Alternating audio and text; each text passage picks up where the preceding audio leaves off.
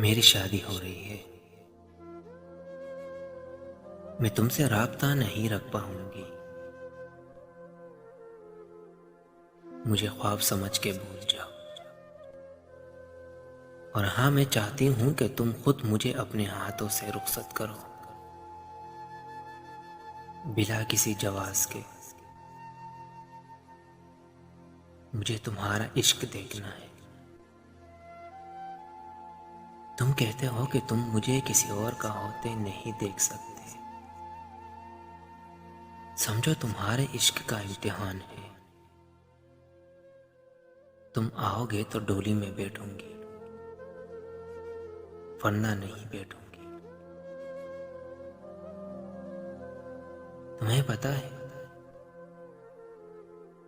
तुम्हें पता है मुझे पगड़ियों के वास्ते दिए गए हैं कि मैं तुमसे बात नहीं करूं। लेकिन क्या करूं, नहीं रहा जाता।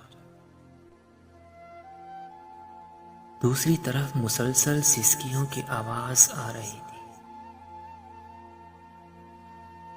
तुम रो रहे हो। मर्द तो नहीं रोता। मर्द बहुत मजबूत होता है। कल मेरी बारात है और तुमने आना है। अगर तुम ना आए तो मैं समझूंगी कि तुम्हें मुझसे मोहब्बत कभी नहीं थी। खामोशी में मुसलसल सिसकियों की आवाज सुनी जा रही थी। तुम मुझसे ये मत कहो कि मैं खुद तुम्हें रुखसत करूं, क्योंकि मैं ये नहीं कर सकता। मैं मर जाऊंगा। मुझे मेरा ज़मीर ही मार देगा। उसके सवालात का कैसे जवाब दूंगा। तुमने भी कहा था तुम मेरे अलावा किसी की नहीं होगी।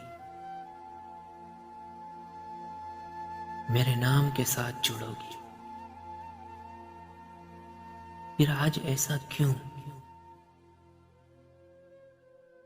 तुमने भी कहा था तुम ना मिले तो मर जाऊंगी। सब याद है मुझे। आज भी मुझे अपना एक एक लफ्ज याद है। तभी तो तुम्हें बुला रही हूं। देखना चाहती हूं तुम कितने साबित कदम हो। तुम आओगे, मैं इंतजार करूंगी। मुझे पता है तुम जरूर आओगे। वो भोजन मुंह से तैयार होता है और ना चाहते हुए भी महबूबा की शादी में पहुंच जाता है। आखिर इश्क में तड़प तो होती है।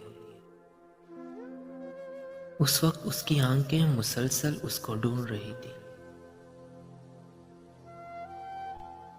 वो दुल्हन के कमरे में जा पहुंचा। बहुत खूबसूरत लग रही हो। देखो देखो, मुझे मेहंदी का कितना रंग आया है।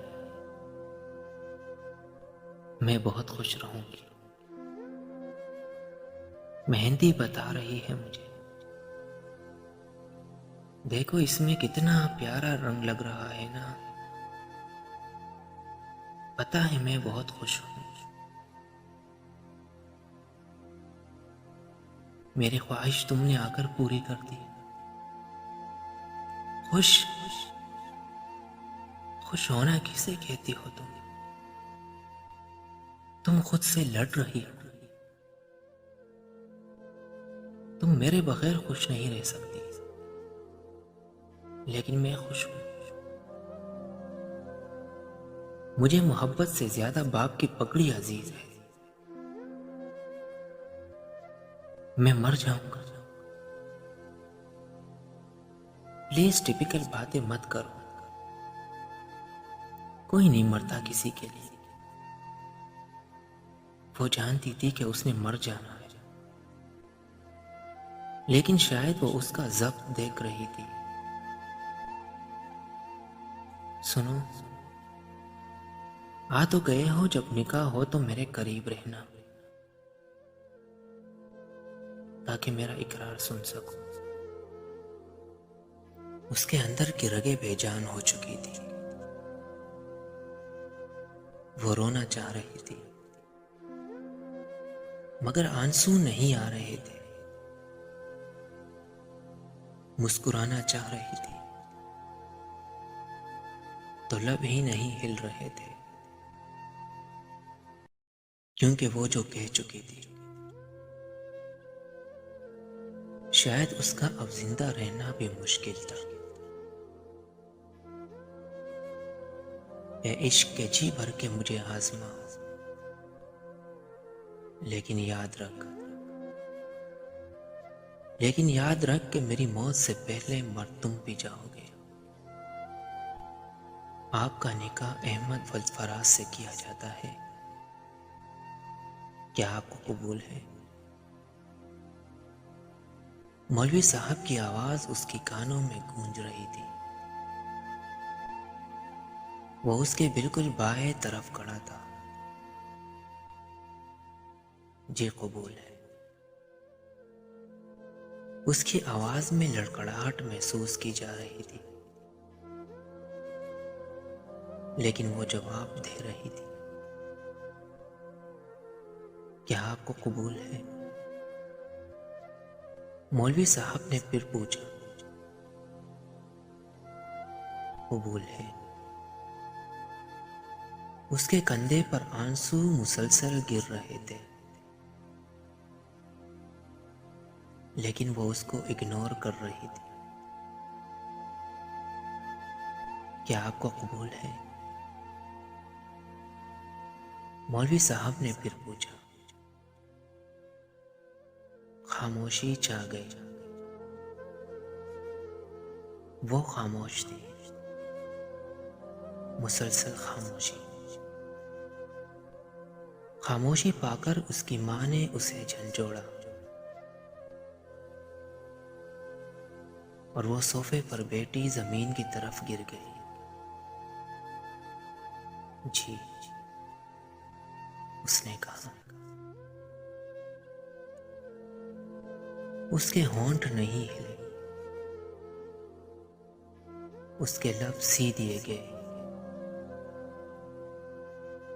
उसके लबों पर मोहर लगा दी गई। उसके लबों की हरकत रुक चुकी थी। होंठों ने होंठों से मिलना छोड़ दिया।